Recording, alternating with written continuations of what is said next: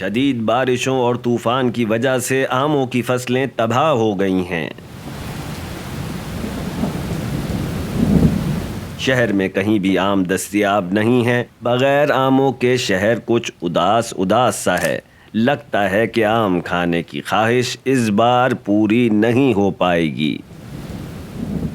علی بھی بہت اداس تھا کیونکہ آم علی کا پسندیدہ پھل تھا۔ انہی دنوں میں ایک دن علی اپنے نرم و گرم بستر میں سو رہا تھا اور میٹھے میٹھے خواب دیکھ رہا تھا۔ صبح کے وقت اچانک دروازے پر دستک ہوئی۔ علی نے بڑی مشکل سے اٹھنے کی کوشش کی لیکن پھر سو گیا۔ اتنی میٹھی نیند تھی لیکن بالآخر اسے اٹھنا ہی پڑا۔ نہ جانے کون آ گیا ہے۔ پوسٹ مین بابا، سلام علیکم۔ وعلیکم السلام۔ ہاں علی میاں، میں تمہارے لیے ایک خط لایا ہوں۔ میرے لیے؟ مجھے کون خط لکھے گا بھلا؟ ارے ہاں بھائی، تمہارا ہی ہے، ذرا دیکھو۔ خط نانی اماں کی طرف سے تھا۔ پیارے علی، امید ہے تم خیریت سے ہو۔ تمہارے لیے ایک تحفہ بھیج رہی ہوں، بتانا کہ تمہیں کیسا لگا۔ تمہاری نانی اماں۔ آخر نانی اماں نے کیا تحفہ بھیجا ہوگا؟ علی سوچ میں پڑ گیا۔ اتنے میں وہ پوسٹ مین بابا دوبارہ آئے اور ان کے ساتھ ڈھیر سارے سنہرے پکے ہوئے آم تھے۔ آم! علی کے ہاتھ تو جیسے کوئی خزانہ آ گیا ہو۔ خوشی سے اس کی آنکھیں چمک اٹھیں۔ آموں کے درمیان بیٹھ کر خوشی خوشی آم کھانے کے منصوبے بنانے لگا۔ اتنے سارے آم، واہ! علی نے سوچا، ان آموں سے تو کیا کیا بن سکتا ہے۔ ملک شیک، آم سے میٹھا بنایا جا سکتا ہے، آم یوں بھی کھائے جا سکتے ہیں۔ واہ واہ! اسی دوران اس کی بہن زارا آئی۔ علی، کیا مجھے بھی ایک آم مل سکتا ہے؟ ارے ہاں، کیوں نہیں؟ علی نے ایک آم اس کو دے دیا۔ کسی کو کچھ دینا اچھا احساس تھا، لیکن چلو اب آم کھاتے ہیں۔ ابھی وہ آم کھانا چاہتا تھا کہ اتنے میں محلے کی چڑیا چیکی آ گئی۔ علی، اس سال مجھے پورے شہر میں کہیں آم نہیں ملے ہیں۔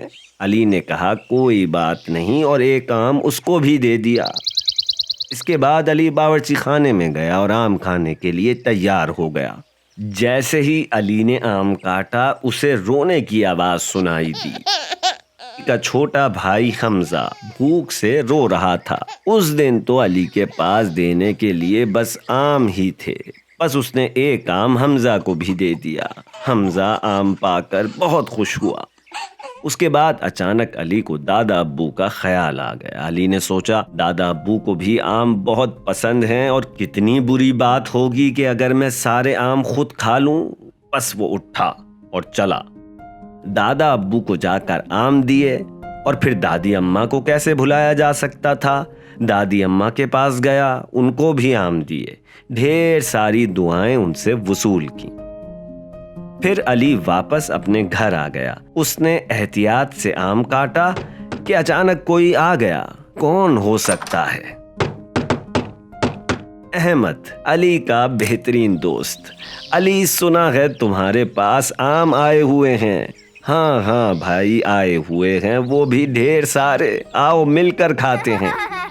وہ دونوں دوست آم کھانے کے لیے تیار تھے کہ اچانک احمد نے کہا علی ذرا رکو، مجھے تمہیں کچھ بتانا ہے۔ دیکھو محلے کے بچے بہت اداس ہیں۔ اس سال شہر میں کہیں بھی آم نہیں مل رہے ہیں اور بچوں کو معلوم ہو گیا ہے کہ تمہارے پاس آم آئے ہوئے ہیں۔ بچوں کو اداس دیکھ کر علی کا دل بھی اداس ہو گیا۔ پھر اس کے ذہن میں ایک ترکیب آ گئی۔ اس کا چہرہ خوشی سے جگمگا اٹھا۔ وہ اندر گیا اور پھر باہر آ کر آم بانٹنے شروع کر دیے۔ اس نے بچوں کے ساتھ ساتھ بابا سلیم موچی، پڑوسن سلمہ آنٹی، سعید چچا، بوڑھی ہمسائی فریدہ خالہ کو بھی آم دیے۔ اتنی دیر تک محلے میں آم بانٹنے کے بعد علی گھر واپس آ گیا۔ اب وہ تھکن سے چور تھا۔ اس نے آموں کی ٹوکری پر نگاہ ڈالی۔ اب علی کے پاس صرف ایک ہی آم بچا تھا۔ علی نے سوچا یہ میں خود کھاؤں گا۔ کچن میں گیا، چھری اٹھائی اور پلیٹ لی۔ اب کون آ گیا ہے؟ علی حیران ہو گیا۔ دروازے پر ایک بہت ہی بوڑھا اور غریب آدمی کھڑا ہوا تھا۔ بیٹا، مجھے بھوک لگ رہی ہے لیکن میں کھانا نہیں مانگ رہا ہوں۔ شاید یہ میری زندگی کا آخری سال ہو۔ میں نے اس سال ابھی تک ایک آم بھی نہیں کھایا ہے۔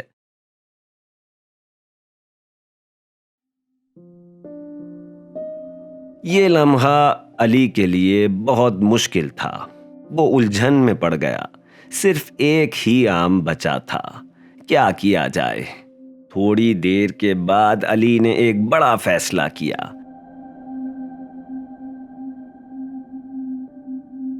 اب علی کے پاس کوئی آم نہیں بچا تھا۔ وہ چپ چاپ بیٹھ گیا۔ لوگوں کو خوش کر کے اسے خوشی تو ہوئی تھی لیکن اس کا دل تھوڑا سا اداس بھی تھا۔ یہ ایک لمبا دن تھا۔ علی کا جسم تھکن سے بوجھل ہو چکا تھا اور اب اسے نیند آ رہی تھی۔ علی اپنے کمرے میں گیا، بستر پر لیٹا اور جلد ہی نیند کی وادیوں میں کھو گیا۔ نہیں معلوم اسے سوئے ہوئے کتنی دیر ہوئی تھی کہ اچانک علی بمشکل اٹھا اور اس نے آنکھیں ملتے ہوئے دروازہ کھولا۔ بابا! علی کے بابا ڈھیر سارے آموں کے ساتھ کھڑے ہوئے تھے۔ علی کی خوشی کی کوئی انتہا نہیں تھی۔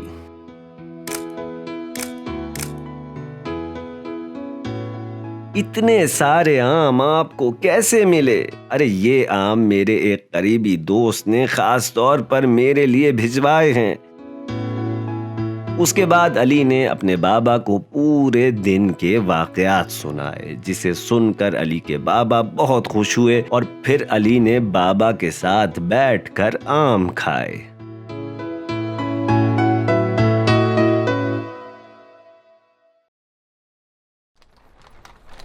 جی جناب، دیکھا آپ نے، جب کوئی دوسروں کا خیال رکھتا ہے تو اللہ بھی اس کا خیال رکھتا ہے۔ چلیے پھر ملیں گے، اب اجازت، خدا حافظ۔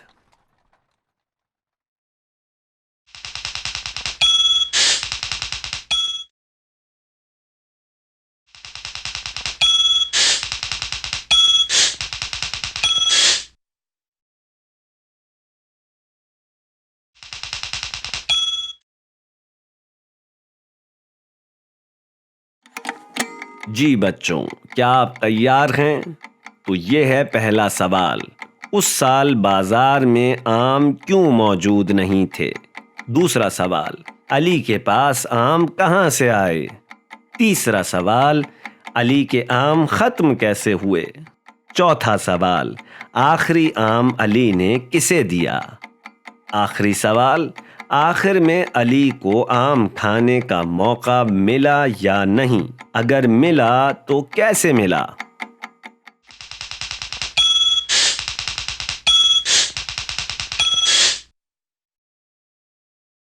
اس سال آموں کی فصلیں تباہ ہو گئی تھیں۔ علی کی نانی نے اسے تحفے میں آم بھیجے۔ علی نے وہ آم دوسروں میں بانٹ دیے۔ آخر میں صرف ایک آم بچا تھا جو اس نے ایک بوڑھے فقیر کو دے دیا۔ جب علی تھک ہار کے سو چکا تھا تو اس کے بابا گھر آئے اور اپنے ساتھ آموں کا تحفہ بھی لائے تھے۔